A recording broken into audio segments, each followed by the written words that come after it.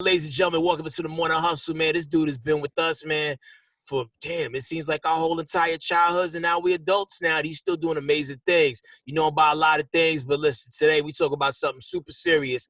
We talk about the black contract, or the contract with Black America. The one, the only Ice Cube is on the line. What up, G? Yeah. What's up with you, man?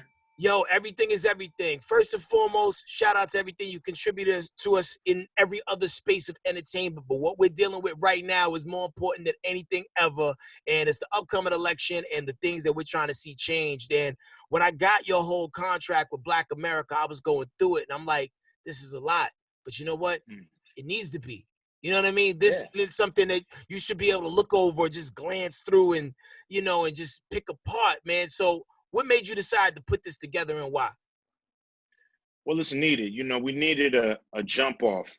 There's a lot of reform going here and there, police reform here and there, but you got to get everything. If you do police reform and you don't do justice reform and prison reform, we'll get victimized down the line. So you got to fix them all at the same time. So that's what the contract is doing, trying to fix a lot of problems that we have in a broad way. And this is just, the starting off. This is just something that can grow. There's going to be people with great ideas to make this thing a reality. So, it's not my contract, it's our contract. It's a way for us to, go to these candidates with something that we need and we want in a concrete manner. People always say, make your vote count. To really make your vote count, you got to hold the candidates accountable before you vote. Right. You got to make them agree to this before you vote. Because if you just vote and they haven't agreed to any of your demands, then you have nothing. They could just, you've been to the club and the dude leave you at the door. You think you're getting in with everybody. You think you're part of the group, and homie don't look back. He just keep going, and you stuck outside. That's what's been happening to us time and time after again. So it's time for us to go there with a concrete contract and say, man, this is what we need to get by. And I think that's what's been missing, because some of my biggest issues, and we talked about it on the show about a week or so ago, is like, I hate feeling pandered to. I feel like a lot of times people say things to us just to get us on board with what they're talking about. Certain people that they talk to, certain people that they align themselves with, just to lure us in and make them think that they truly are allies. But like you said, once they get through the door, we on the outside wondering what happened. Yeah, I mean, these same people we're about to put in office been there before. They've been there a long time. Besides Kamala. Everybody's been there a long time. And so obviously they haven't stepped up to the plate. Well, what are we going to do to make them step up to the plate this time? We got to go with demands, and we got to get them on board before November 3rd. If we wait, if we sit back and kick back and think, let's just get Trump out. Let's just get Trump out and not think about what we really need and what we really want. We're going to have nothing. We're going to be, November 2nd is going to look like November 5th and November 4th. It's just going to be the same thing. So we have to go with demands, and the contract with Black America is something we can demand. It's something we all can jump on board and get behind. If you go to CWBA.world, basically contract with Black America.world, you'll see the contract. It's a short version. You don't have time to read the long version. So get yourself familiar with it. Get yourself familiar with it so you can go to your local politicians, your state politicians, your federal politicians, and say, look, are you behind the contract with Black America or not? And that's your jump off point. That's where you can use your power, even if you don't really know a lot about the whole process. This is one way you can use your power. Right. And a lot of this seems like common sense, but unfortunately it's not. So like the removal of the Confederate monuments, you talk about that, the retraining of police, the de-escalating training of police. Like it's like it's simple things that you would think that would be already naturally there, but it's not. But I feel like once you started really speaking out, which you've always been somebody that spoke out for our people, but I feel like sometimes in the media they try to push it off of, oh, he's losing it or he's going crazy. Why do you think that the media tries to spin that whenever it's moving forward for the Black people, the Black community as a whole? Because they part of the problem. You know, they perpetuate this attitude towards us and our communities. You know, they the ones who put the narrative together for the American people every night on the news on who we are, what we do, what we about, and it's usually something that's negative and not positive. So you know, they're part of the system. They're part of the whole machine. The reason they want to call me names is because I have a concrete plan that they're scared of. You know, it's like this for a reason. Yeah, these are common sense. You know, if you go through the contract, you'd be like, damn, this is not a thing. Like the KKK thing is not a already. terrorist group. I seen Yeah, that in there too. all these things are common sense things. So they're not being changed because people don't want them changed. People want to be able to abuse our community for their own benefit and their own gain. So this is a system we have to break. This is a system we have to get in there and restructure, because if not, we're going to get the same thing generation after generation after generation. It's built for us to be at the bottom of this pyramid. And we have to fight our way to a better spot, because we can't be relegated to the bottom. And the cool thing about this contract is it not only just affects Black Americans as well, but, you know, also there's, you know, language in there that protects the Native Americans, who I feel like, you know, also got a very raw deal, you know, as it relates to the total, you know, total infrastructure that set up this country. And they're also inmates, people who've done their time, who don't have, who come out of prison after serving their time with less rights. The fact that, you know, their voting rights aren't restored, you know, upon completing their sentences. Why do you feel like they're so afraid of, like, you know, former inmates going to the ballots and the polls and voting? Because not everybody's going to, like, use their right to do so, but I feel like they're the ones who are most affected by the rights that put them in. Right. Well, I mean, they want to keep the numbers down. Basically, you know, if just white people vote, it's a stalemate. But when you start when you start adding Black people, Latino, you know, now you can really change the race. So when we go out and vote, we can really move the needle, especially if all of us get behind a movement, we can move the needle. So that's what they're afraid of. And if you look at the prison, basically that turnstile, you know, that in and out, it's mostly Black and Latinos going to jail. So they don't want them to get out and be able to. Now they went in as boys. Now they come out as men, knowing what they need to do, and so they don't want them in the voting pool. You know, they're trying to keep our numbers down, try to keep us discouraged, try to keep us from voting. But that's the power. That's the only power. You got to weaponize it and use it as a weapon to get what you want. And the thing is, to push anybody that's getting elected, you should be able to push them to get what you want done before they get your vote. So that's the whole thing. Push, push, push. Don't just give it up. You know, if you just give it up for free, you get nothing. Right. Now, Brother Q, now, what's the biggest hindrance do you feel has been the biggest drawback from us being unified and having a national Black platform or agenda that you've seemingly put together with this contract? We have brothers like Kanye West who are now running and putting themselves out there to try and form some type of alliance with Trump. What's like our biggest deterrence that you see to keep us from being unified? Because we've been needing a national Black agenda to hold these candidates accountable. So how do you see these things as being the biggest hindrances, and how do we navigate brothers like Kanye who are running or doing things to distract us? Well, I mean, you got to follow your own heart, follow your own mind. What's going on is, you know, it's what's happening since we've gotten here. It's separate us, keep us separated, keep us in conflict with each other, keep us, you know, fighting over trivial stuff like skin tone and just so they got us going at each other. The plan is working. That's why we can't get it together. We've tried to organize many times in our history, and there's always been some kind of government interference. Our leaders have been kind of taken away or discredited. So there's forces that keep us going at each other. But everybody got to kind of go into their own heart and stop looking for outside influences on what they do and start looking for the influences inside. You know, it's not really about what's going on in the world. It's really about what's going on inside yourself.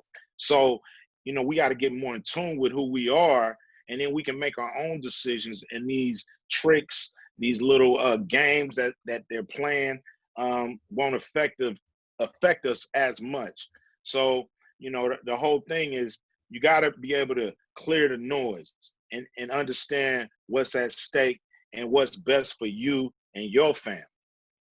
Now, you mentioned the contract with Black America. It seems like something that everybody could really get behind, that a lot of people that are Black Americans can really agree with this. But I got to ask you, do you feel like you said, how the government comes and interferes when they see something moving forward, when they see our people moving forward together? Does that kind of scare you, Cube, in a sense where they might look at this, like, look at this guy over here trying to unify things. Let's find a way to get him, let's get him behind bars, or let's target Cube now because he's trying to unify the people. Does that scare you at all? No, it don't scare me. You know, I got my guy with me, and you know, he promised me the victory. So, you know, whatever they do to me and my body or my person or my situation, I don't care. I'm trying to get everybody, you know, across the finish line. You know, what it is I've been to the mountaintop of this world and realized there's really nothing for us. So we got to go make a place for ourselves because the game is fixed straight up. You know, it's locking us out systematically with these systems that we have to reconstruct or absolutely break through or bring down, because you know our future is not clear in this country. You know what I mean? We don't have a clear foundation, and we're 13.4% of this country, and we deserve at least 13.4% of it in some way, shape, or fashion, and we're just not getting it. You know, we were talking earlier about, you know, the assassination, you know, socially of people who come up and, you know, take a stance. And your opinion and your worldviews haven't changed much since you came out. You know, Cube right now is the same guy saying the same things that he's always been saying. But now, like, seems like with this contract with Black of America, there's even more structure. This is what I expect from adult Ice Cube, which is dope. But we look at other people within the space who have the ability to later on down the road make those same types of, you know, movements within the business, and you watch them get publicly whipped. Case in point, you saw what just happened recently to Nick Cannon. He was having a conversation, saying some things that some people may seem to, you know, find, you know, not necessarily, you know, PC, but at the same thing, narratives get painted about us all the times, and you never see as, you know, people get canceled the way that they publicly canceled Nick Cannon and whooped him in front of everybody. And we looked at him to be one of the strong guys who had the ability to, you know, help move us forward. But, you know, you kind of move in the same space, but you didn't receive the same backlash. Why do you think that is? I don't know. You know, I don't know what's going on in the mind of these people. But the thing is this, Nick Cannon is still a leader. He's still pushing people forward. You know, we can't just, you know, see what happens to one of us in public and see, you know, us not, you know, come out, I guess, the winner and say, oh, okay, well, you know, he got what he deserved, or he got it, and he's no longer effective. You know, that's the whole trick. That's what they're trying to do, is make, you know, celebrities who have something to say ineffective. You know, now, you know, should people be trying to discover these things on the air in front of everybody? No, that's probably something you need to do behind closed doors before you get on the air. But that being said, I still look at Nick as, a great leader, and I wish him well, and I hope he, overcomes whatever he's going through. With me, I stand on truth. I'm not caring about what can be given to me. I'm not begging for anything from, the people in power. I just do what I do, and they got to do what they got to do what they got to do. I got to do what I got to do, and that's just the way I am. And I always said when I got in this business that I'm gonna be myself, and I'm gonna leave this business myself. I'm not gonna let nothing corrupt me, and that's just who I am, and I'm willing to die on that. Well, last week, Akon, since we speaking of what people had to say, Akon said that we need to get over slavery, right? So we felt strongly about that on this show. We obviously didn't agree with him. What do you feel about him saying things like that? Well, to me, he really don't have the right to speak on that. I don't know if his family ever went through slavery, or his people ever was enslaved, but that's for us to speak on here. Nobody can tell us to get over our pain, period. Nobody can tell you, nobody can tell me. Nobody has that right. So I just think, he don't have the right to say that. He just gotta worry about his pain. But we'll get over it once everybody else get over it. And give us what we supposed to have. Right. Once everybody get over their racism, we'll get over it. But until then, we own it. You know what I mean? We own it, and we lit, and it ain't going away. Now, Brother Q, as you talked about what's best for your family. How have you prepared your son and the rest of your family to take on the position that you hold in the community as far as not just an entertainer, but an activist moving things forward? Do you feel like your son is prepared to walk in your shoes with that and following the family mindset? And is that something that you actively push for him to do? No, he's his own person. My kids are their own people. I don't expect them, to do nothing but, be good people and, find their own path in life. I don't think they have to carry my burdens that, I created my own with my own free will. Okay. I think he's his own person. All my kids are their own people, and they can do what they like with their life. And I'm gonna support them as long as there's nothing that's not righteous. So as long as they're on the side of righteousness, I'm gonna support them no matter what they do, and they don't have to follow in my footsteps. That's the beauty of free will given to us by God. We can do what we want when we want. Speaking of support, how can we all get behind the contract with Black America? Because I'm pretty sure, as I was reading through it, it's something that I know I 100% want to get behind. Everything that you said, even from the anti-racism classes in school, it was so many great points you made in here. So I just want to know, how can we get out there and support this and get other people to move towards it as well, to make a change? Well, I mean, it's just, push it. Push people to read it, to push everybody knows somebody that knows somebody in government somewhere. And so push them. And we got to push our elected officials to get behind it and sign on to it and start speaking on it. And that's how you get behind it. You do what you can, as long as you can, as fast as you can. That's how you get behind it. I don't have all the answers. I'm not a legislator. It shouldn't have even be me doing something like this. This should have been the politicians putting this Absolutely together. Right. But I love our people, and we just need a jump off point. We need a foundation to say these are some of the things that would help us close the wealth gap.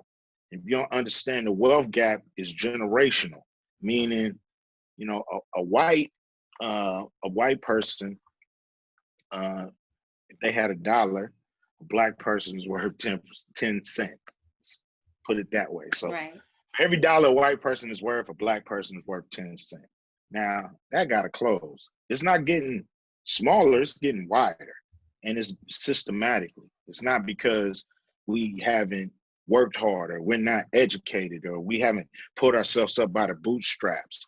It's just that we're not given the capital to actually participate in capitalism. And that's why all we have and all we getting is crumbs. And you talk about some of that too within within the contract too. I was watching a documentary. It was talking about how, when America was first getting started and post slavery, as they were building houses, there were rules written within the banking infrastructure that you shall not give black people loans to buy these houses. So that set us so far behind also in another aspect as well. And, as these white people was able to buy these houses and pass them on to their children as a form of capital so they can build themselves up, we were way behind in the deficit on that and never got a chance to keep up. So, Yes. hip hop is a culture of excess, and mainstream wise, the wrong things are focused on. So what, from your opinion, do you think people should focus on financially to help us get recalibrated and move better than we've been moving in the past 300 years? Well, I mean, I think hip hop, is a art of not right now. You said excess. You know what I mean? I just think it's escapism. We're just using the music to escape, the situation that we find ourselves in. And so we're doing it through like superficial stuff like cars and jewelry and clothes and, kind of, a pimp way of looking at paradise. You know what I mean? And so that mentality is low frequency stuff. That mentality will keep us in the ground. That mentality will keep our vibes low. So we just got to raise them. We got to raise above those material things that makes us feel so much pleasure. We gotta actually get it in, people and family and friends. We gotta get it. We gotta get that energy from other things, So until we start putting down these superficial prizes and trinkets and things that make people feel like they living a life, we're gonna continue to work on. We're gonna continue to have these issues. We gotta straight up. We gotta raise our vibes and raise our expectations on what we want out of the world, and it's not just material things. No doubt. Right. Do you So meditate? what can you say to oh, sorry, go ahead. What you mean by meditate? I mean, do you meditate? Because like these are words I've never heard come out of your mouth before. Raise your vibrations, and a lot of times people who practice the art of meditation, they talk about just finding that quiet space just so they could chill, lock out all the sounds of the world to raise their vibrations, so their thoughts could come clear and they could reconnect. So with wisdom, people start changing up. So like I've never heard you speak on that before. So I was just asking out of curiosity. I mean, I spoke on a lot of stuff. You probably never heard me speak on everything before, Right. but yeah, every chance I get, I try to get it in a little bit. I'm still learning how to stay focused. So many distractions that mess with that. So many different things going on that electronically around us that really messes with that. So you got to find a space to be able to find that pure quiet time, and it's hard to find sometimes. Hey. I feel like you're really doing big things with everything, showing that you can be a Black owner and not have to sell it to somebody else. You have the big three, which is something that is Black owned and run by you, and just so many other things. But I just feel like you're a big voice and can have a lot of people follow behind you. Now, lately, I've been hearing people saying things like, well, I'm not going to vote because my vote doesn't matter anyway. Or I'm not going to do this because the system's never going to change. What do you say to those people that have that in their mind? To me, that's a easy way out. It's a little bit, kind of giving up to me. I think you can be effective. Don't just look at the president. It's judges, it's DAs, it's governors, senators, Congress people, all these people going up for it. So you might not want to deal with the presidency, but you might not like your sheriff in your town. You might not like the DA in your city. You can get them out of there probably this year. So you don't always start on the top. Sometimes you got to start just around you. And if you vote and that sheriff you don't like, or that DA or that judge or whoever you don't like gets kicked out of there, you're gonna feel like, yeah, I did make a difference. That one out of there. Let's see what the next one do. Now you feel like you're part of the process. Now you're starting to say, well, man, how can I hold this person accountable? They in there. So now you are making things happen. Look all the people that went out on the street, and you have reforms and things changing all over the country. But that ain't the only way to change things. You can change things with the ballot too. So why not do it? Why not use all these methods available to you to make change and show people you count and you matter? These politicians, they gonna go with whoever vote for them or whoever can help them raise money. Right. Sometimes you got Black politicians who are servicing white people because white people help them get elected. You see what I mean? So we got to get in that process so we can say, look, I know we help you get elected too. And you gotta pay up. You gotta, break. They all can do it. It's not hard. They have the money. Anytime they talk about we don't have the money, tell them to shut up. They just pulled $3 trillion out of the air in 6 months. They got the money. I don't want to hear that part no more. Everything can be done. It's easy. It's easy.